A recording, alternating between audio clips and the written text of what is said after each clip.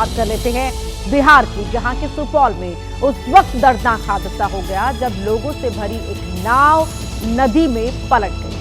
14 लोग नदी में डूब गए, जिसमें एक महिला की मौत हो गई। वहीं 4 लोग अभी भी लापता हैं। बताया जा रहा है कि नाव में बैठकर लोग नदी के दूसरी पार घास काटने गए थे, लेकिन घोंगा नदी का जलस्तर इतना ज्यादा था कि लौटते वक्त नाव अनियंत्रित हो गई और नदी की बीच धारा में पलट गई। नाव में 14 लोग सवार थे, जिसमें 12 महिलाएं थीं, जिनमें से एक महिला की मौत हो गई। वहीं 9 लोगों को गांव वालों ने बाहर निकाल लिया, लेकिन 4 महिलाएं अभी भी लापता हैं, जिनका कुछ पता नहीं चला है।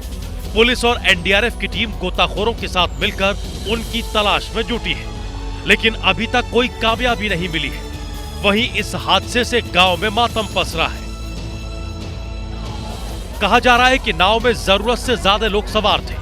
हालांकि कुछ लोगों का कहना है कि रोज ही लोग इसी तरह नदी के दूसरी पार घास लेने जाते थे।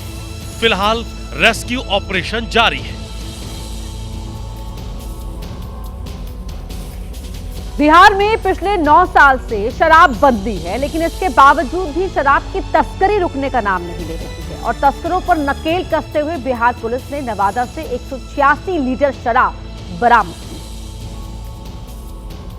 तस्वीरों में बरामद शराब की बोतलें दिखाई दे रही हैं। ये सभी बोतलें अंग्रेजी शराब की हैं, जिन्हें तस्करी करके बिहार लाया गया था, लेकिन ये मंजिल तक पहुंचती उससे पहले पुलिस ने दबिश देकर इन्हें जब्त कर लिया। इसी गाड़ी से माल बरामद हुआ है। बलिनो गाड़ी है, हमने माल गिनती किया जा रहा है। बताया जा रहा है कि पुलिस को खबर मिली थी कि गुप्त तरीके से गाड़ियों में छिपाकर शराब लाई जा रही है, जिसके बाद पुलिस ने चेकिंग की तो शराब की बड़ी खेप बरामद हुई। हालांकि किसी को शक न हो, इसके लिए कार में गुप्त तहखाना बनाया गया था।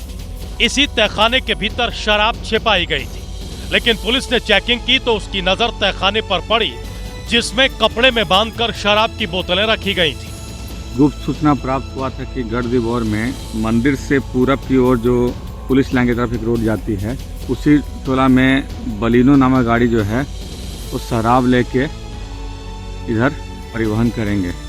पुलिस ने छापेमारी कर 186 लीटर शराब, 5 गाड़ियां और 3 तस्करों को गिरफ्तार किया है, जिसमें एक झारखंड में तैनात नेपाल का सैनिक भी शामिल है। बता दें कि बिहार में विधानसभा चुनाव होने वाले हैं, ऐसे में चेकिंग जोरों पर है और इसी के तहत ये शराब की बड़ी खेप पकड़ी गई है। वही बात छत्तीसगढ़ की, जहां के धमतरी में इन दिनों जंगली हाथी की दहशत का माहौल है। पिछले कुछ दिनों से जंगली हाथी को रिहायशी इलाकों में लगातार देखा जा रहा है। तस्वीरों में देखिए कैसे बड़े बड़े दांत वाला हाथी खुलेआम रिहायशी इलाकों में घूम रहा है। किसानों के खेत में पहुंचकर हाथी ने फसलों को भी नुकसान पहुंचाया और वहां से निकलकर सड़क पर पहुंच गया, जिसे देख राहगीरों में हड़कंप मच गया और छिपकर अपनी जान बचाने लगे। दिन हो या रात, किसी भी वक्त हाथी के पहुंचने से गांव के लोगों की नींदें उड़ गई हैं। मामला धमतरी के गंगरेल का है, जहां वन विभाग ने हाथी को लेकर अलर्ट भी जारी किया है। आए दिन हाथियों की दस्तक से पूरे इलाके में डर का माहौल है।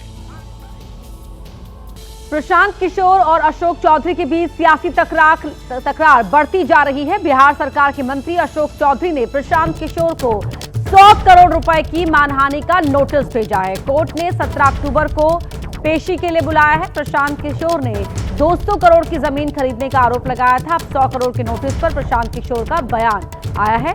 प्रशांत किशोर बोले हैं कि मानहानि का नोटिस भेजना कोई क्लीन चिट नहीं है। 100 करोड़ मानहानि के नोटिस पर प्रशांत किशोर का जवाब कि अशोक चौधरी को लेकर एक और बड़ा खुलासा करूंगा। नए आरोप अशोक चौधरी पर लगाए प्रशांत किशोर ने कि अशोक चौधरी ने अपनी बेटी के लिए टिकट खरीदा था। अशोक चौधरी पर जो आरोप लगाए, उसके बाद आज अशोक चौधरी ने आप पर 100 करोड़ का मानहानि नोटिस भेजा है। ठीक है, तो आपके जरिए उनको पूर्व सूचित कर देता हूं कि अपने वकील को बोल दीजिए एक और ऐसा मानहानि का नोटिस बना ले, क्योंकि अगले 2-4 दिन में आप पर एक और बड़ा खुलासा करने जा रहे हैं। मानहानि का नोटिस भेजने से प्रशांत किशोर डरने वाले नहीं हैं। किसी वक्त आपने जवाब नहीं दिया, आप पर जो इल्ज़ाम लगाए गए, आप पर जो आरोप है, उसका आपने जवाब नहीं दिया। जवाब तो किन्हीं नेताओं ने एक मिनट रुक जाइए, भाई जिन्होंने मानहानि भेजा उस पर बता रहे हैं। आपने किसी वकील को बोला नोटिस भेज दो। भाई आप लोग को ये समझने की ज़रूरत है, और जनता समझती है इस बात को, मानहानि का नोटिस भेजना क्लीन चिट नहीं है। ये कोर्ट का कोई ऑर्डर थोड़ी ना है कि अब अशोक चौधरी बच गए आरोप से। जो आरोप आप पर लगे हैं उसका जवाब आपको देना है। उसका जवाब न देकर आप मानहानि का नोटिस भेज रहे हैं। तो मानहानि का नोटिस आपने वकील से भेजा है, वकील हमारे निपटेंगे उनसे। हमारी आपसे जो पॉलिटिकल लड़ाई है वो सीधी बनी हुई है। आप पर जो आरोप लगाया गया है उस पर हम कायम हैं, उसका जवाब दीजिए। और ये सिर्फ मैं ही नहीं कह रहा हूँ, ये तो उनके दल के नीरज जी भी बोल रहे हैं, जो मुख्य प्रवक्ता हैं। नीरज कुमार के बारे में बिहार में ऐसा कहा जाता है कि नीरज जी वही बोलते हैं जो नीतीश जी कहते हैं। तो आज अगर नीरज कुमार ये कह रहे हैं कि अशोक चौधरी आके सफाई दीजिए, बयान दीजिए, तो राजनीति से प्रशांत किशोर प्रेरित है ना। जदयू के नेता तो नीतीश अशोक चौधरी से उनका राजनीतिक झगड़ा नहीं है, तो वो क्यों कह रहे हैं। आर.के. चौधरी, आर.के. सिंह, इतने बड़े नेता, 2 बार के केंद्रीय मंत्री, इतने बड़े आईएएस अफसर, उनको तो कोई उनके चरित्र पर दाग नहीं लगा सकता, उनको कोई बेईमान नहीं कह सकता है। उन्होंने क्या कहा कैमरे पर कि भाई जिन पर आरोप लगा है वो आकर बताइए। आप लोग आरोप क्या लगा है कि आप हत्या के अभियुक्त रहे हैं, आप जेल काट कर आए हैं, और इस बात को आपने छिपाया है। तो इसमें तो कोई बहस की बात ही नहीं है। उन्होंने स्वीकार कर लिया कि हाँ, हत्या का आरोप है हम पर, हम जेल में थे, नाबालिग होने की वजह से हमको जेल से राहत मिली, और उस बात को उन्होंने अभी तक बताया नहीं। उस बात का इलेक्शन एफिडेविट में उन्होंने घोषणा नहीं की। दूसरी बात जो हमने कही सम्राट चौधरी के लिए कि भाई आप कह रहे हैं कि आपने ग्रेजुएशन कर लिया, डिलीट कर लिया। कई लोग ये कह रहे हैं कि वो भी फर्जी है, लेकिन उसको छोड़ दीजिए, आपकी बात मान लेते हैं। लेकिन अगर आप ग्रेजुएशन तो तभी करोगे ना जब मैट्रिक पास किए हो। आपने ही कहा 1998 में अपने इलेक्शन एफिडेविट में कि मैं 7वीं पास हूँ, और फिर आप अब कह रहे हैं कि हमने ग्रेजुएशन कर लिया, हमने डिलीट कर लिया। तो हमने ये पूछा कि भाई बिहार की जनता ये पूछना चाह रही है कि आपने 10वां और 12वीं कब पास किया। आपने थोड़े दिनों पहले अशोक चौधरी पर ये इल्ज़ाम लगाया, आरोप लगाया कि उन्होंने अपनी बेटी के लिए टिकट खरीदा। ये इल्ज़ाम मैंने थोड़ी लगाया। ये बिहार में आम चर्चा 2024 के जब लोकसभा के चुनाव हुए, पहले बात समझ लीजिए, तो ये आम चर्चा हुई कि अशोक चौधरी जी ने अपने बच्ची के लिए टिकट खरीदा। और ये मैं नहीं कह रहा हूँ, उस समय एलजेपी के जितने लीडर थे उन्होंने बजाबता एलजेपी से इस्तीफा दिया, प्रेस कॉन्फ्रेंस करी, इंडियन एक्सप्रेस जैसे पब्लिकेशन ने उसको प्रमुखता से छापा। तो मैंने यही बात दोहराया है, इसमें क्या दिक्कत। राजस्थान के भीलवाड़ा में अजगर से उस वक्त अफरा तफरी हो गई जब वो प्रसिद्ध बालाजी मंदिर परिसर में घुस गया। मंदिर में आए श्रद्धालुओं ने जब अजगर को देखा तो उनके होश उड़ गए। मंदिर के पुजारियों में भी अजगर से हड़कंप मच गया। आनन फानन में वन विभाग को बुलाया गया। इतनी देर में अजगर मंदिर परिसर में रखे ड्रमों के पीछे छिप कर बैठ गया, जिसका बमुश्किल वन विभाग की टीम ने रेस्क्यू किया। पूरा मामला भीलवाड़ा के प्रसिद्ध टंकी के बालाजी मंदिर का है, जहां अजगर के पकड़े जाने के बाद लोगों ने राहत की सांस ली। वहीं वन विभाग की टीम ने अजगर का रेस्क्यू कर उसे जंगल में छोड़ दिया। तो वहीं मंदिर में अजगर देखे जाने से लोगों में डर का माहौल पैदा हो गया। लेकिन राहत की बात है कि समय रहते अजगर सड़क पर थार लेकर चलने वाले क्या किसी दूसरी दुनिया में चले जाते हैं? ये सवाल इस वजह से उठ रहा है क्योंकि हरियाणा के फरीदाबाद में थार चला रहे एक शख्स ने प्रॉपर्टी डीलर को रौंद दिया। यही वो काले रंग की थार है जिसने प्रॉपर्टी डीलर मनोज को कुचल दिया और इलाज के दौरान मनोज की जान चली गई। ये थार फरीदाबाद पुलिस के एसीपी राजेश लोहान के नाम पर रजिस्टर्ड है और दावा है कि थार एसीपी का बेटा चला रहा था। पीड़ित परिवार ने थाने में केस तो दर्ज करा दिया, लेकिन आरोप है कि मामला एसीपी से जुड़ा हुआ है, इसीलिए पुलिस आरोपी को बचाने की कोशिश कर रही है। राजेश कुमार लोहान एसीपी सराय, उसका लड़का है वो सर। किसी ने मुझे बताया कि उसके ऊपर बहुत पहले भी ये केस लगे हुए हैं, लेकिन वो पुलिस वाले का बेटा होने की वजह से बेकसूरों को मार मार के हर बार बच जाता है। प्रॉपर्टी डीलर मनोज वृंदावन से अपने दोस्तों के साथ लौट रहे थे और सेक्टर 12 में ढाबे पर रुके थे। कहा जा रहा है कि ढाबे पर ही मनोज और थार सवार लोगों के साथ उनकी बहस हो गई, जिसके बाद थार चला रहे शख्स ने मनोज को कुचल दिया। उधर पुलिस ने इस मामले में 4 लोगों को गिरफ्तार किया है। वहीं राजस्थान के भीलवाड़ा से एक ऐसी खबर सामने आई है जिसे देखने के बाद आपका दिल भी कांप उठेगा। यहाँ पत्थरों के बीच एक नवजात को छिपा दिया गया था। लोगों ने जब ये पत्थर हटाया तो उनके रोंगटे खड़े हो गए, क्योंकि पत्थरों के बीच में एक मासूम पड़ा हुआ था। हैवानियत तो ये है कि इस बच्चे के मुंह में पत्थर के छोटे छोटे टुकड़े भर दिए गए थे ताकि ये चीख ना पाए।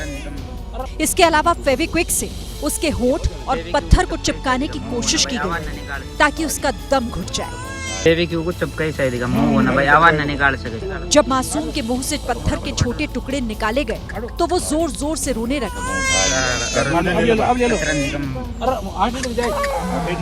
ये वीडियो भीलवाड़ा के बिचौलिया जंगल से आया है, जहां सीता के कुंड के पास बच्चे को फेंका गया। लेकिन जब पशु चराने वाले कुछ लड़के यहां पहुंचे तो उन्होंने पत्थर को देखकर शक जताया और नवजात को बाहर निकाल लिया। अब सवाल यह है कि ये बेरहमी इस बच्चे की मां ने की या किसी और ने।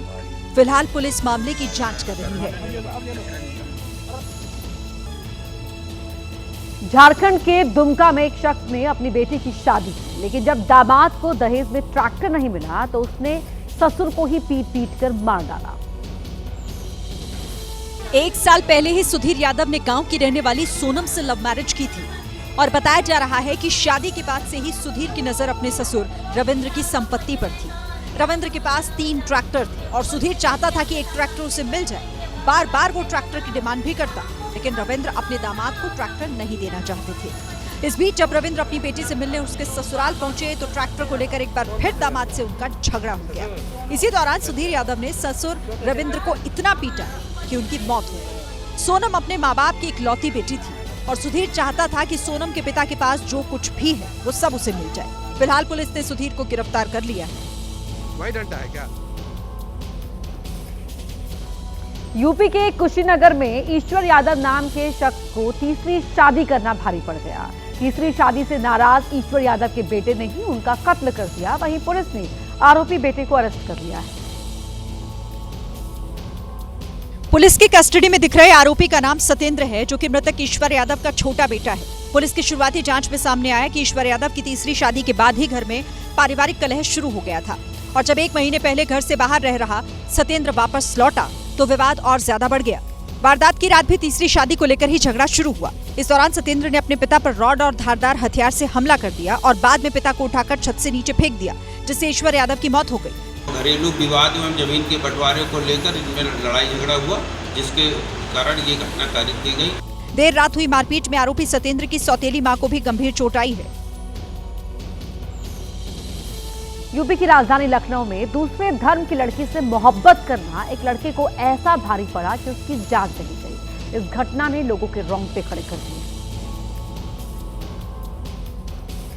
अली अब्बास नाम के इस लड़के का हिंदू धर्म की एक लड़की के साथ प्रेम प्रसंग चल रहा था। दोनों 4 साल से एक दूसरे को जानते थे, लेकिन तभी इसकी भनक लड़की के भाइयों को लग गई। लड़की के भाइयों ने फोन करके अली अब्बास को बुलाया और वादा किया कि वो शादी के लिए बात करना चाहते हैं। जैसे घर तक आए तो दूसरा फोन आ गया कि जल्दी आओ, माँ भाई लोग अली को मारे डाल रहे हैं। लेकिन जैसे ही अली उनके पास पहुंचा, आरोप है कि लड़की के भाइयों ने उसकी हत्या कर दी। अब पुलिस ने इस मामले में 3 आरोपियों को गिरफ्तार कर लिया है और जांच शुरू कर दी है। मध्य प्रदेश के धार में एक लड़की ने जब शादी से इनकार कर दिया तो सिरफिरे शख्स ने उस लड़की और उसके पिता पर चाकू से हमला कर दिया। गनीमत रही कि दोनों की जान बच गई। जांच में पता चला है कि 31 साल का दिनेश पहले से ही शादीशुदा है, लेकिन फिर भी उसने 23 साल की लड़की को प्यार के जाल में फंसाने की कोशिश की और शादी का दबाव बनाने लगा। लेकिन जब लड़की ने शादी से इनकार किया तो दिनेश ने पहले उस पर चाकू से हमला किया और फिर उसके पिता को भी लहूलुहान कर दिया। ये घटना गंदवानी इलाके के बेहदड़ा गाँव से सामने आई है। जाँच में ये भी पता चला है कि इस विवाद को लेकर पंचायत भी हो चुकी है और पंचायत ने भी दिनेश के खिलाफ फैसला सुनाया, जिसके बाद दिनेश आग बबूला हो गया और इस घटना को अंजाम दिया। हालांकि पुलिस ने दिनेश को गिरफ्तार कर लिया है। वहीं लड़की की हालत गंभीर बनी हुई है। मध्य प्रदेश के इंदौर में एक शख्स की गुंडागर्दी का वीडियो सामने आया है। ये शख्स दुकान के पास यूरिन कर रहा था और जब पति पत्नी ने उसे रोका तो उसने बंदूक निकाल ली।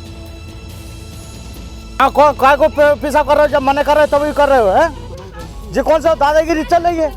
पति पत्नी काफी देर तक इसे रोकते और टोकते रहे, लेकिन ये फिर भी नहीं माना। जब मना कर रहे हैं तो मान नहीं रहो यार।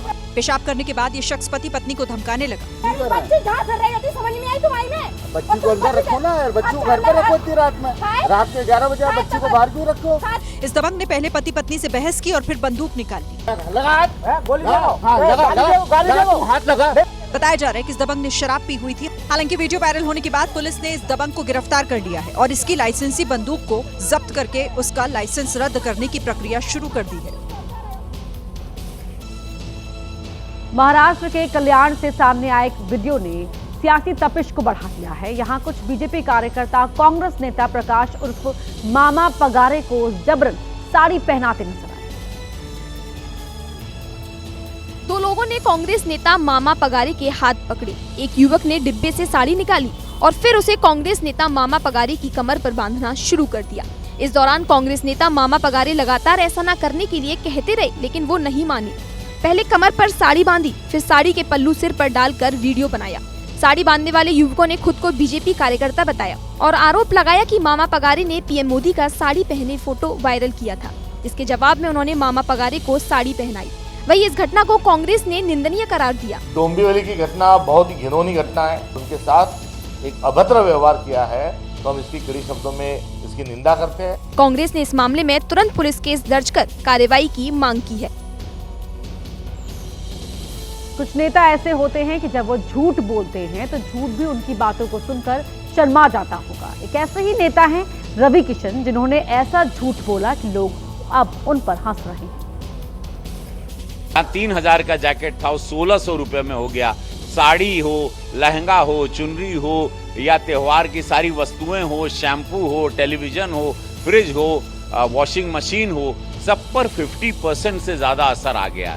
इतना बढ़िया सौगात, इतनी अद्भुत सौगात मोदी जी ने त्योहारों पे 140 करोड़ की, वो कोई जो वोट नहीं देता है उसको भी ये सौगात है। रवि किशन यही नहीं रुके, उन्होंने हर एक सामान की कीमत आधी होने का दावा कर दिया। शायद वो ये भूल गए या उन्हें किसी ने बताया नहीं कि टैक्स में कुछ प्रतिशत की राहत दी गई, जो कीमतों को आधा तो कतई नहीं करती। ऐसा लगता है सांसद रवि किशन अति उत्साह में टैक्स दरों का गणित लगाना ही भूल गए। डायरेक्ट 50% रुपए का माल आपको 40 पैसे में, 45 पैसे में, 100 रुपए की चीज 45 रुपए में, 1000 की चीज आपको 450 पौने 500 रुपए में। अब रवि किशन ने कौन से मैथमेटिक्स फॉर्मूले से कीमतें आधी होने का दावा किया, ये तो वही जाने। लेकिन उनके इस बयान को अखिलेश यादव ने लपक लिया। एक्स पोस्ट में अखिलेश यादव ने रवि किशन को अज्ञानी करार दिया और लिखा, बीजेपी वाले मुंह पर झूठ बोलने का ब्रह्मांड रिकॉर्ड बना रहे हैं। कुछ ऐसा ही पोस्ट कांग्रेस प्रवक्ता सुप्रिया श्रीनेत ने किया। उन्होंने भी रवि किशन के जीएसटी ज्ञान पर सवाल उठाया। कई दफा ऐसे वीडियो सामने आ चुके हैं जिसमें तेंदुआ घर के अंदर से पालतू जानवर को ले जाता हुआ नजर आता है, लेकिन इस बार एक कुत्ता तेंदुए पर भारी पड़ गया। उत्तराखंड के रानीखेत से सामने आए सीसीटीवी फुटेज में नजर आया, रात के वक्त तेंदुए दबे पांव एक घर में दाखिल हुआ। ये तेंदुए सीढ़ियों के रास्ते ऊपर गया और जब नीचे आया तो जान बचाकर भागने की कोशिश करता दिखा, क्योंकि कुत्ते ने उसकी गर्दन दबोच रखी थी। काफी देर तक कुत्ते के चंगुल में फंसकर ये तेंदुआ किसी तरह छटपटाता रहा। वीडियो में दिखाई दिया कि तेंदुआ इसी तरह जमीन पर शांत पड़ा रहा, क्योंकि कुत्ते को भी पता था कि अगर इसने उसे छोड़ा तो ये उस पर पलटवार कर देगा। इस वीडियो के सामने आने के बाद देवली खेत बाजार में डर का माहौल बना हुआ है। यूपी के अलीगढ़ में नेशनल हाईवे पर दर्दनाक सड़क हादसा हो गया। इस हादसे में एक मासूम बच्चे और महिला समेत 5 लोगों की मौत हो गई, जबकि एक शख्स गंभीर रूप से घायल हुआ है। मिनी ट्रक और कार के बीच टक्कर इतनी जोरदार थी कि कार में आग लग गई और ट्रक भी इसकी चपेट में आ गया। पुलिस के मुताबिक कार की रफ्तार काफी तेज थी, वो ड्राइवर के कंट्रोल से बाहर हुई और सीधे मिनी ट्रक से जाकर भिड़ गई। हादसा अलीगढ़ के अकराबाद इलाके में हाईवे पर हुआ। दोनों ही गाड़ियों में आग लगने से हाईवे पर आवाजाही काफी देर तक बंद रही। हादसे में कार में बैठे लोग अंदर ही फंस गए, जिनकी जलकर मौत हो गई। वहीं ट्रक में आग लगने से एक युवक की जान चली गई। फायर ब्रिगेड की टीम मौके पर पहुंची, लेकिन तब तक ट्रक और कार जलकर खाक हो चुके थे।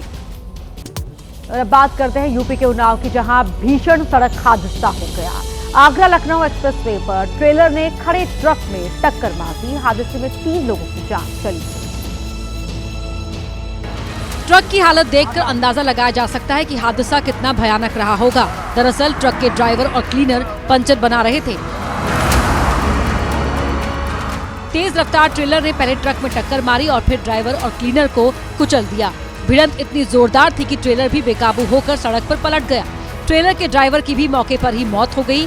दर्दनाक हादसा उन्नाव में बांगरमऊ इलाके के देवखरी चौक के पास हुआ। इधर महाराष्ट्र के नाला सोपारा में समंदर की लहरों के बीच पर्यटकों की गाड़ी फंस गई। यहां कुदरत ने नहीं बल्कि इंसानों ने ही अपने लिए मुसीबत खड़ी की। नाला सोपारा के कलम्ब बीच में समंदर के पानी के बिल्कुल करीब एक पर्यटक अपनी कार लेकर चला गया। होना वही था जो सामने दिख रहा है। समंदर किनारे मौजूद रेत में कार के पहिए फंसे, फिर समंदर की लहरें उस कार को अपनी ओर खींच ले गई। अब समंदर किनारे फंसी कार को निकालने के लिए आसपास के लोगों ने मुहिम छेड़ी। रस्सी से बांधकर कार को और दूर जाने से रोका। बाद में ट्रैक्टर की मदद से कार निकाली गई। यूपी के मुजफ्फरनगर में अपनी प्रेमिका को पाने के लिए एक युवक हाई टेंशन बिजली टावर पर चढ़ गया। प्रेमिका की शादी कहीं और तय होने से नाराज होकर युवक ने ये कदम उठाया और हाई टेंशन बिजली के टावर पर चढ़कर जान देने की धमकी देने लगा। जिसकी जानकारी मिलते ही वहां अफरा तफरी मच गई। लोग भागे भागे मौके पर पहुंचे और उससे नीचे आने की गुजारिश करने लगे। अरे यहाँ नीचे को आ, नीचे उतर, मिलवा देंगे चल यहाँ। उसके घर वालों का रो रो कर बुरा हाल हो गया। कुछ देर बाद पुलिस भी मौके पर पहुंची, लेकिन वो युवक नीचे उतरने को तैयार ही नहीं था। लोग कह रहे हैं आजा भाई, भाई ज्यादा बढ़िया है, आजा नीचे को आ। बताया गया कि युवक अर्जुन का गांव की ही एक लड़की से प्रेम प्रसंग चल रहा था, लेकिन लड़की की शादी कहीं और तय कर दी गई, जिससे नाराज होकर वो इस टावर पर चढ़ गया। नीचे को आ। कुछ देर बाद उसकी प्रेमिका भी वहां पहुंची और उससे नीचे आने के लिए कहा। काफी मशक्कत के बाद युवक टावर से नीचे उतरा। उत्तर प्रदेश के मेरठ से दिल दहला देने वाली एक तस्वीर सामने आई। एक युवक ने कमिश्नर कार्यालय में पुलिस के सामने ही जान देने की कोशिश की। युवक ने पहले बोतल से खुद पर पेट्रोल डाल दिया और आग लगाने के लिए भागा। वो तो भला हो पुलिस कर्मियों का जिन्होंने युवक को पकड़ लिया और उसकी जान बचाई।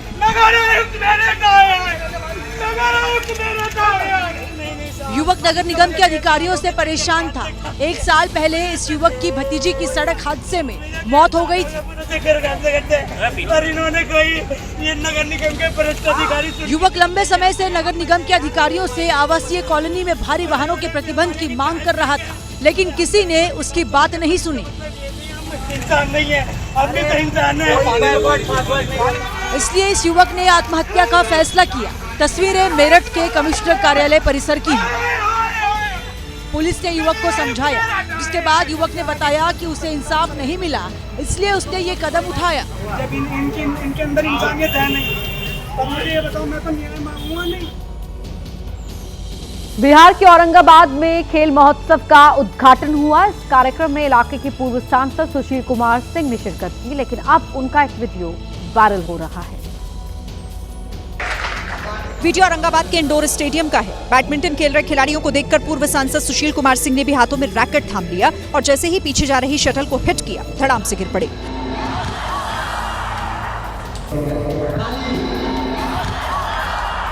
पूर्व सांसद जैसे ही जमीन पर गिरे, तुरंत वहां मौजूद सुरक्षा कर्मियों ने उन्हें सहारा देकर ऊपर उठाया। इसके बाद पूर्व सांसद ने रैकेट छोड़ा और दोबारा राजनीति की गलियों में निकल पड़े, क्योंकि खिलाड़ी तो नेता बन जाते हैं, लेकिन नेता का खिलाड़ी बनना बहुत मुश्किल होता है।